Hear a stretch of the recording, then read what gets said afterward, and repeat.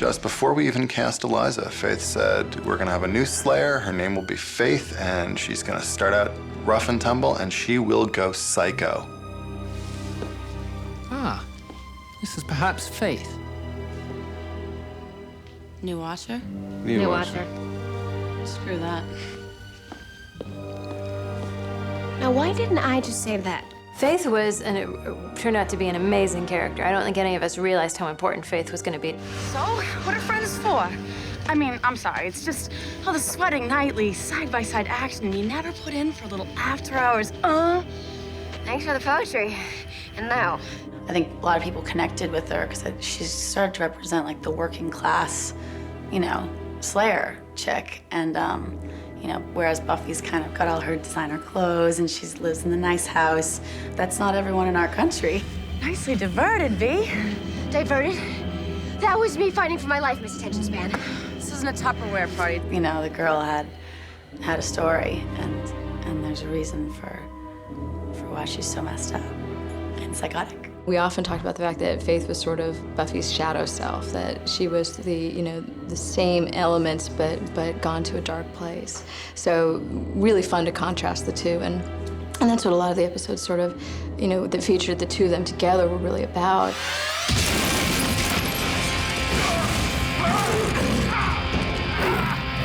Rise and shine, people. It's your wake-up call. Bad Girls and Consequences were our attempt to start exploring the idea of being a Slayer in terms of the power of it and how much fun it could be and how intoxicating it could be and how dangerous it could be. And we used Faith as a vessel because we didn't want to send Buffy into too dark a place where we didn't like her anymore.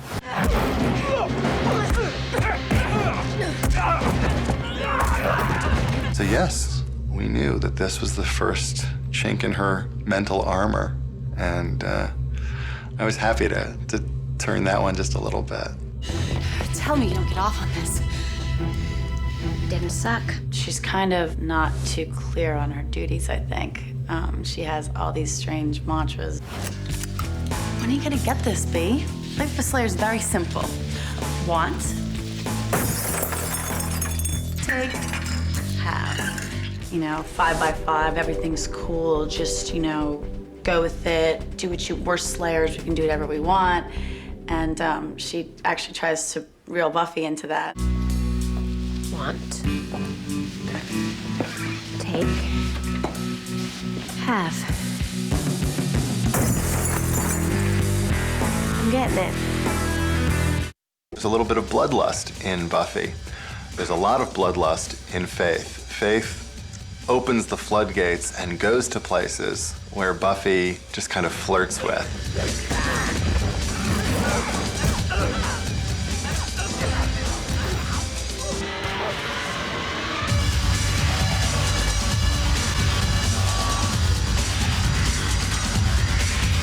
Faith enjoys her job too much, and she doesn't see herself as responsible. What the actors and director bring to that is a very sexy subtext. When Faith talks about killing, she might be talking about sex. You can't fool me. Look in your eyes right after a kill, just get hungry for more. You're way off base. Tell me that if you don't get in a good sling, after a while, you just start itching for some vamp to show up so you can give him a good Again with the grunting.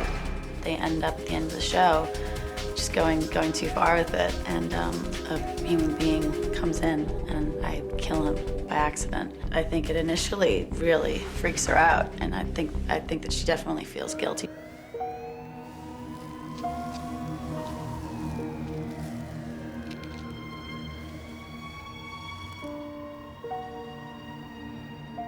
I think she cares, but I think that she's so afraid of messing up.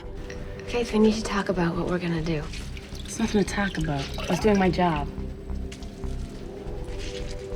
Being a Slayer is not the same as being a killer. Faith, please don't shut me out here. Like, sooner or later, we're both gonna have to deal. Wrong. We can help each other. I don't need it. I think that last moment in that scene where she says, look, you don't understand. She says, you killed a man. And I think she just doesn't, she's not gonna let on what her scenario is, I think she kind of cops out. Okay, this is the last time we're gonna have this conversation, and we're not even having it now. You understand me? There is no body. I took it, weighted it, and dumped it. Body doesn't exist. Getting rid of the evidence doesn't make the problem go away. It does for me.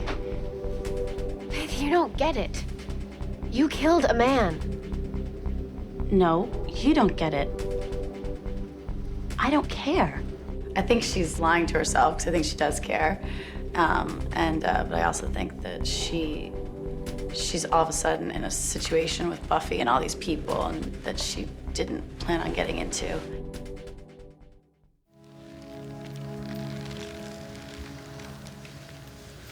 It came out of nowhere. I know. Whatever. I'm not looking to hug and cry and learn and grow. I'm just saying it happened quick, you know? Here's a Slayer that makes the wrong choice. And we can actually, through the course of the season, you can actually see Buffy flirt with the idea of making those same choices and decide not to. She needs help now. I owe her that. Faith had some pretty dicey dealings. You know, the whole Xander-Faith attraction and the culmination of that.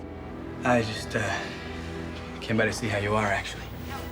Sick of people asking me that, for one thing. Can I come in? Just to talk, I promise. That was one of those storylines where I thought, gee, they're just not gonna let us do this. You know, this is so dark, and it's such a creepy thing to have happen, and you know, her strangling him and stuff. It was a tough episode to write. I think it ultimately worked, but it was not one of our, you know, more sort of lighthearted endeavors. You can't imagine the price for true evil. Yeah. I hope evil takes MasterCard. It ended up being, you know, very much about the ideas of abuse of power, of, you know, nature versus nurture, of, you know, the responsibilities of strength, you know, ideas as opposed to, you know, more relatable melodrama. You sent your boy to kill me. That's right, I did. He's dust. I thought he might be, what with you standing here and all. I guess that means you have a job opening. Graduation Day, the both parts, was designed to wrap up a number of things and to serve as a catalyst for going to a totally new place.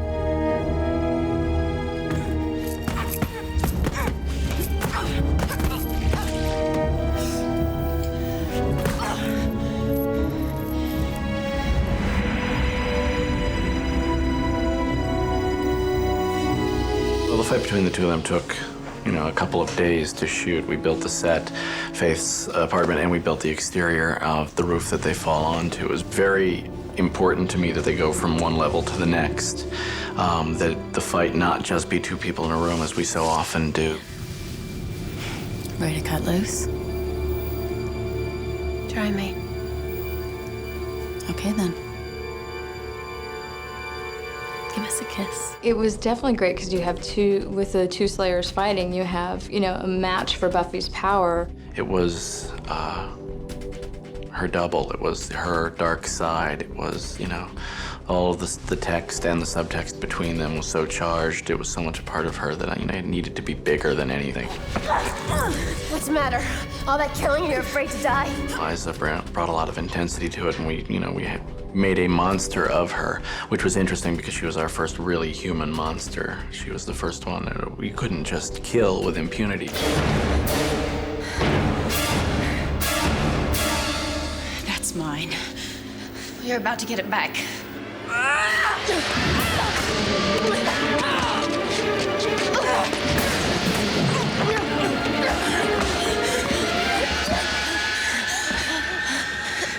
Man, I'm gonna miss this. Buffy stabbing Faith was a big deal for people. Obviously, we didn't have her kill her because I didn't want to make Buffy a murderer and because I wasn't going to let go of Eliza Dushku that quickly. Should have been there, B.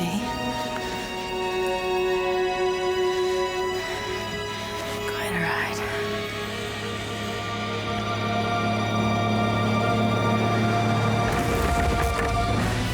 but to take her to the place where she basically thought she had and had intended to was, that was kind of a big deal for people too.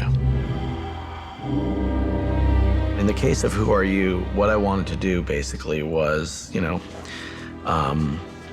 start making the turnaround in Faith's character. Start letting her, see the other side. What I was really interested in was seeing the character of somebody who's hated and considers the world her enemy, getting the chance to completely destroy the life of somebody who's got everything she doesn't have and represents everything she doesn't believe, and having it affect her instead. And we did that specifically with the line that she says 3 times in the show when she says, because it's wrong. You can't do that. It's wrong. You can't do that because it's naughty. Because it's wrong. She's pretending to be Buffy in the mirror. She says, you can't do that because it's wrong. She's joking around, and then she says it to Spike just to piss him off. I could ride you at a gallop until your legs buckled and your eyes rolled up. I've got muscles you've never even dreamed of. I could squeeze you until you pop like warm champagne and you beg me to hurt you just a little bit more. And you know why I don't?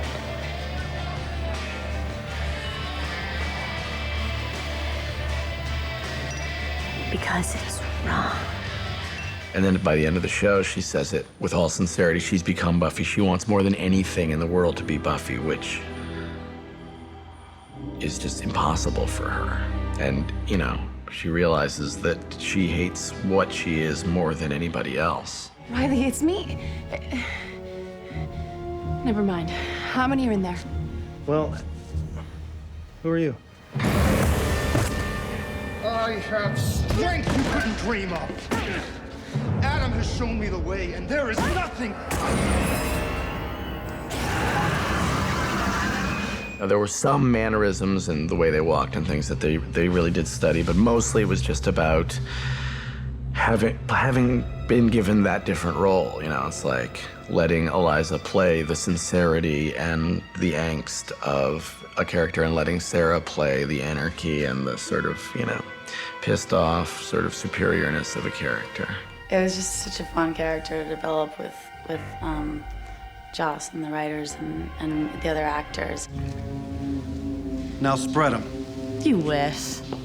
Eliza, who started out kind of, just trying to find her bearings on the show, more and more began to take over every scene she was in, and the more intensity and more evil she would bring to her scenes, the more vulnerability she would lay under it. Don't you need anyone dead or maimed? I can settle for maimed.